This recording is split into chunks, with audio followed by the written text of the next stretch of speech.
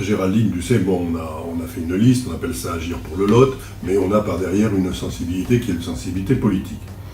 Je sais que je tiens beaucoup à faire partie de la société civile, moi je l'étais aussi, si vous voulez, si tu veux, donc j'aurais un petit peu ton sentiment là-dessus.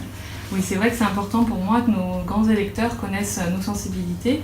Et par rapport à la liste citoyenne à laquelle j'appartiens sur la ville de Pradines, c'est important que je défende ce statut de société civile, puisque nous travaillons ensemble avec mes colistiers sur des dossiers techniques sans étudier du tout les aspects politiques. Et on ne choisit pas en fonction d'idéologie partisane, on part vraiment sur une étude technique de nos dossiers. Voilà, donc je pense que c'est important de respecter cet engagement pris au niveau de la municipalité de Pradines par rapport au colistier de Delimar. On est sur une liste citoyenne et voilà, je souhaite continuer en tant que société civile à t'accompagner pendant cette élection et par la suite. Non, mais c'est tout à fait justiciable de faire comme ça, parce que bon, moi je suis plutôt de sentiment d'univers droite, mais univers droite qui est modéré. Moi j'aime bien travailler avec les personnes qui vont dans le même sens que moi. Bon là, je pense avoir prouvé, en particulier sur Coval d'Or, que nos sensibilités avec mon collègue et ami Gilles Yébus, elle est différente, mais on a tout fait ensemble pour travailler pour le besoin d'un territoire. Et je crois que c'est comme ça qu'il faut continuer. Voilà. Hein. Nous aurons peut-être de la réserve parlementaire à donner, il faut qu'elle soit répartie en dehors de tout mouvement politique, il faut qu'elle soit répartie de façon raisonnable en fonction des projets, mais ça tu vas t'y atteler aussi, il n'y a aucun problème là-dessus.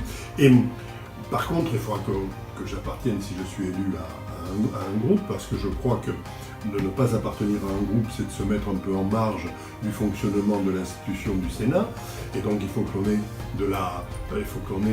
des relations avec ces autres sénateurs qui soient quand même bien suivis, qui soient corrects, et on verra, en fonction des groupes qui seront constitués, comment ça va se passer, parce que on tient, je sais que tu as aussi toi cette option-là, d'avoir notre liberté de parole et d'avoir notre liberté d'action, notre liberté de vote.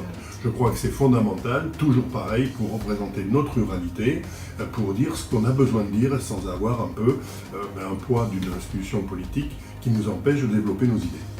Oui, puis je crois qu'il faudra également travailler main dans la main avec le sénateur qui sera également élu à nos côtés.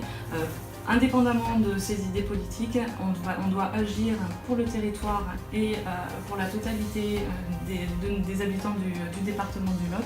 Et ça doit se faire main dans la main pour être encore plus fort au Sénat. Et surtout, tu as parfaitement raison. Je pense que si on a des besoins de défendre le département du Lot, ce qui est le cas, on doit le faire en connaissance de cause avec le second sénateur qui sera élu et avec lequel on doit quand même avoir les mêmes objectifs, quelle que soit son appartenance politique. Exactement. D'ailleurs. Hein.